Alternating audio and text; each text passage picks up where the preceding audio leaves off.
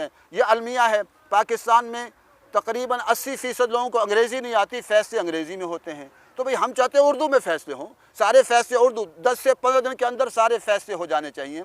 और ये वकीलों का सिस्टम, ये जो है दमा चौकड़ी, ये इस्लाम में नहीं है। हर आदमी अपना मुकदमा खुद पेश कर सकता है। यहाँ वकील सारे की सारी बड़ी बड़ी फ़ीसें लेते हैं, देखा ये जाता अरबों की और करोड़ों की फ़ीसें ली जाती हैं और वो चोरों डकैतों को छुड़वा देते हैं।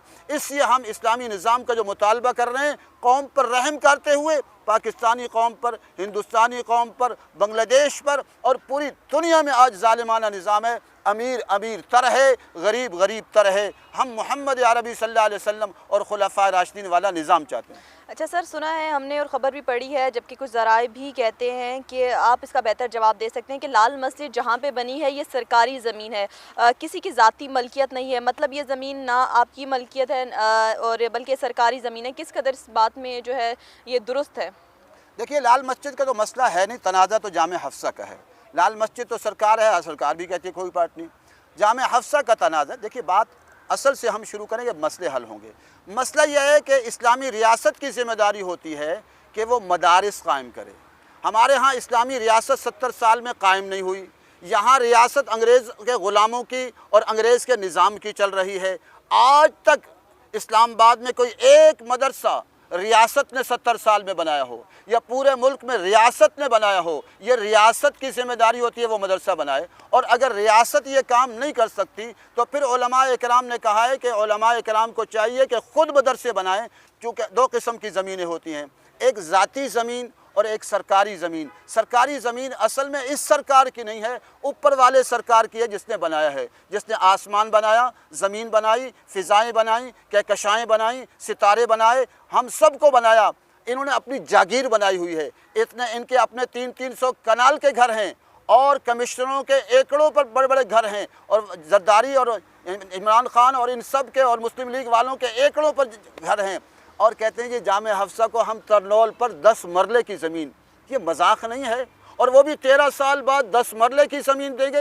ये चूँकि तागूती निज़ाम है, ये अंग्रेज़ों के ग़ुलाम हैं, इसलिए इनके लिए मदारिस की जगह नहीं है। मैं तो कहता हूँ अल्लाह की कसम, अगर हमारी ज़िंदगी में इस्लामी निज़ाम आएगा, सबसे पहले मैं ईसाइयों को सबसे पहले एक एक कनाल का घर दिया जाएगा। ईसाई भी हमारे इंसान, इरहमु मन फिल अर्ज़ यरहमुकुम मन फिस समा।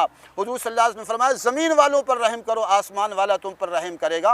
तो ज़मीन वालों पर हम रहम नहीं कर रहे। यहाँ ईसाइयों की बस्तियाँ, अमेरिका बड़े इंसाफ की बातें करता है, वो अपने ईसाइयों को जाके पहले घर तो दे दे, वो दड़बों में रहते हैं। ये जुल्म है जो ईसाइयों पर हो रहा है, हिंदू पर हो रहा है। हम कहते हैं इस्लामी निज़ाम आएगा, सबसे पहले इंशाअल्लाह हम गैर मुस्लिमों को रियायत देंगे। हर एक आदमी का हक़ है कि उसको 1 कनाल 2 कनाल ज़मीन के जो है वो घर दिया जाए और उसके साथ साथ उसको कंट्रोल रेट पर बग़ैर टैक्सेस के सीमेंट, सरिया और ये फराहम किए जाए, वो अपने घर में रहे। अगर ये सारे सरबराह बड़े बड़े महल्लात में रह सकते हैं तो एक गरीब का भी हक़ बनता है, वो पाकिस्तान हो, बांग्लादेश हो, मिस्र हो, सऊदी अरब हो, जर्मन जापान हो, फ्रांस हो, सब जगह गरीब का भी उसी तरह हक़ है। आप सल्लल्लाहु अलैहि वसल्लम ने फरमाया, खैरुन्नास मन यनफ़उन्नास, बेहतरीन इंसान वो है जो लोगों को नफ़ा दे। और फिर हम सरबराह वो चाहते हैं जो रातों को गश्त करके लोगों की खबरगिरी करें। कभी इमरान खान किसी के गरीब के घर में पहुँचे?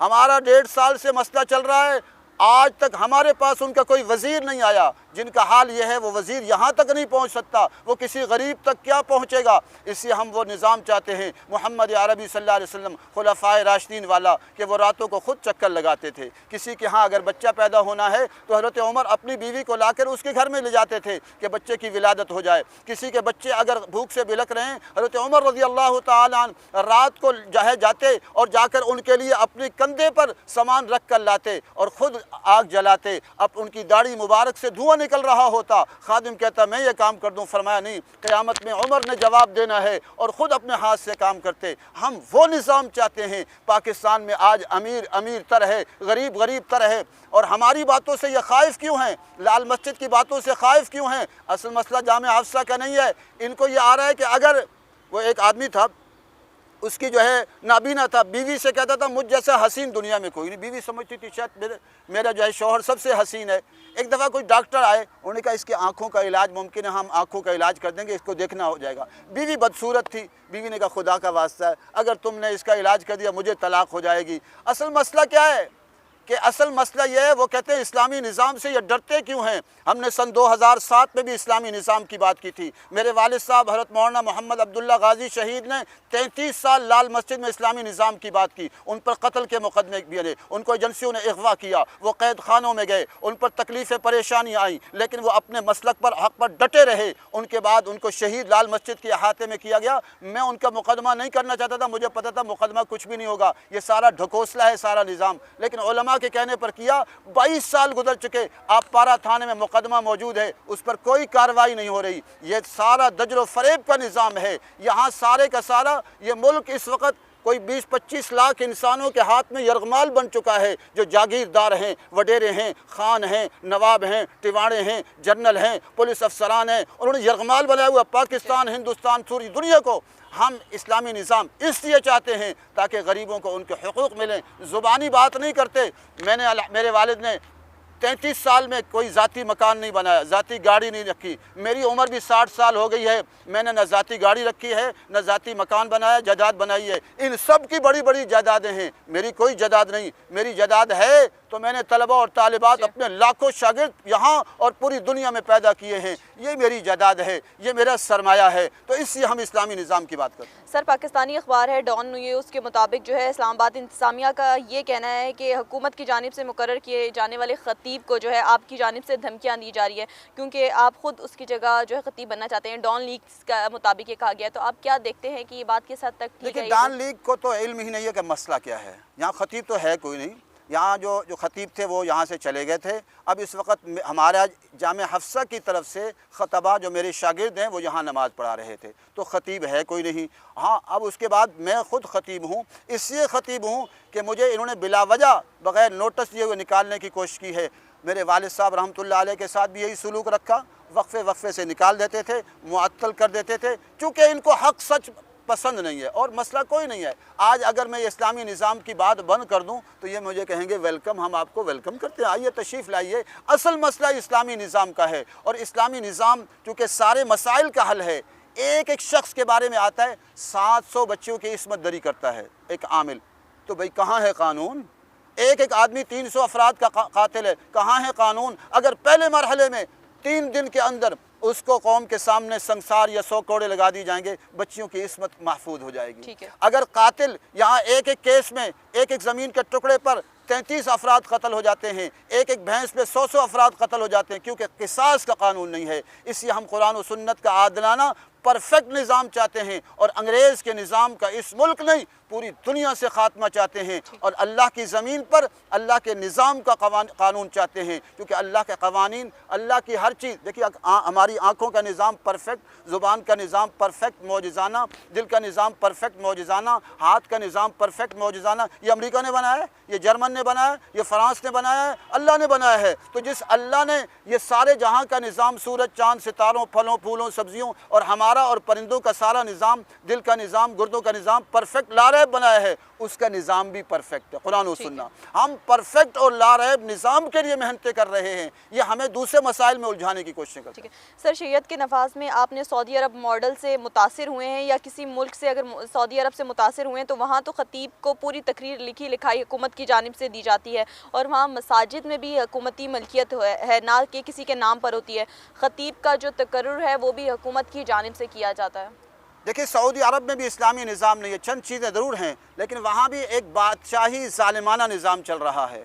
मैं वहाँ पर एक मरतबा उम्रे के लिए गया, जून जुलाई का मौसम था। ओहद के दामन में जब पहुँचा तो बहुत सारी औरतें बुर्का पहन के चीज़ें बेच रही थीं और वो रेडियों पर बेच रही थी, रेडियाँ लगाई हुई थी। मैंने कहा, यहाँ इस्लामी निज़ाम होता, हज़रत खुलफ़ाए राशिदीन का निज़ाम होता तो ये औरतें यहाँ गर्मी के अंदर बुर्का पहन के रेडियो पर चीज़ें न बेच रही होती। वहाँ बादशाही निज़ाम है, उनके बड़े बड़े महल्लात हैं, गरीब वहाँ आज भी गरीब तर है, गरीब तर है। हम उससे मुतासिर नहीं हैं। हम अगर मुतासिर हैं तो मोहम्मद अरबी सल्लल्लाहु अलैहि वसल्लम और खुलफ़ाए राशिदीन के निज़ाम से मुतासिर। सर, अब आते हैं आपके मुतालबात और एहतजाज पे। ये परवेज़ मुशर्रफ के दौर में लाल मस्जिद ऑपरेशन के बाद सुप्रीम कोर्ट ने हुक्म दिया था कि लाल मस्जिद से मुल्हिका ज़मीन पर जामे हफ्सा तामीर किया जाएगा। इस वक्त इंतज़ामिया ने इस मामले में जो है आपसे और H11 में इन्हें मुतबादिल 20 कनाल का प्लॉट भी दिया था। गुज़िश्ता साल जो है सुप्रीम कोर्ट में मौजूदा चीफ जस्टिस गुलजार ने लाल मस्जिद से जो है मुतल्लिक केस की समाअत के दौरान हुक्म दिया था कि एक प्राइवेट शख्स को 20 कनाल की ज़मीन कैसे दे दी गई,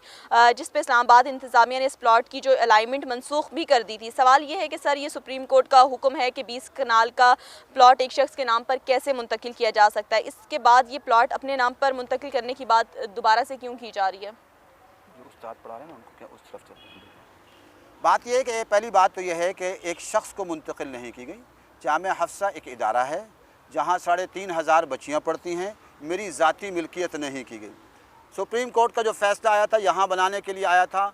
जब 6-7 साल तक नहीं बनाया तो हमने कहा हम यहाँ बनाएंगे, नहीं तो हमें जगह दी जाए। वहाँ H11 में जगह दी गई। हमने 3-3.5 करोड़ ख़र्च किया, जो है वो 3 बोरिंगें कराईं। एक बोरिंग पर 5 लाख खर्च हुए। हमने वहाँ ट्रांसफार्मर बिजली का लगाया, 3.25 लाख खर्च हुए। हमने वहाँ खुदाइयाँ की और खुदाइयाँ बड़ी बड़ी खुदाई करके इंची का मोटा सरिया डालकर 6-7 मंजिला के हिसाब से उसको काम शुरू किया और उस पर अपने मुलाजमीन रखे। बिजली के बिल के गैस के बिल दिए गए और तकरीबन 3.5 करोड़ खर्च हो गया। अचानक फ़ैसला आ जाता है कि जी आप पुराना फ़ैसला मनसूख है। क्यों भाई? वो सुप्रीम कोर्ट तो है ही नहीं। यहाँ तो सुप्रीम कोर्ट के फ़ैसले नहीं चलते, यहाँ तो ऊपर वाले जो है फ़ैसले कर देते हैं कि ये काम करो। ये कौन सा दुनिया? मैंने तो उनसे कहा यही जामिया हफ्सा का फ़ैसला, चलो आप अपने को जिनको क़िबला व काबा मानते हो ना, अमेरिका को या बरतानिया को वहाँ से ही फ़ैसला करा दो, तुम्हारा फ़ैसला गलत है।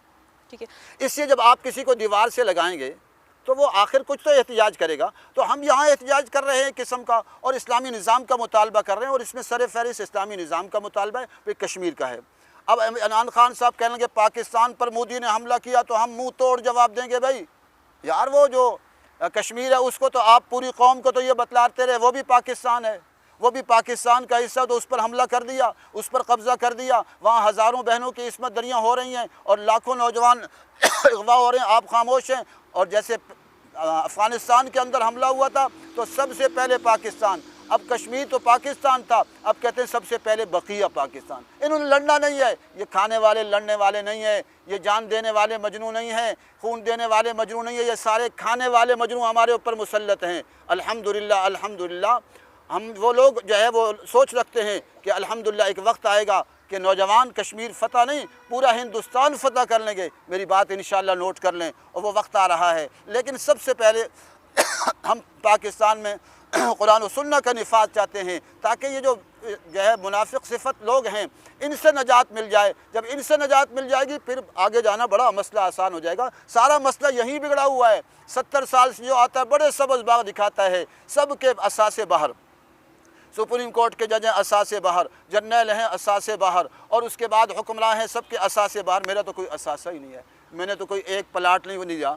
एक मेरे वालिद ने एक मुरब्बा ज़मीन छोड़ी थी, मैंने वो जामिया हफ्सा के लिए वक्फ कर दी अपने गांव में। वो 200 कनाल बनती है, मेरे वही असासा था, बहनों से भी कहकर वो सारी वक्फ कर दी। हम इस मुल्क से कुछ नहीं चाहते, हम इस मुल्क नहीं पूरी दुनिया में कुरान और सुन्नत का आदलाना निज़ाम चाहते हैं और उस आदलाना निज़ाम के लिए कोशिश कर रहे हैं। बहुत शुक्रिया सर आपके वक्त का। जी नाज़रीन, अपनी मेज़बान सुमैरा सलीम को इजाज़त दीजिए। अल्लाह के बाद।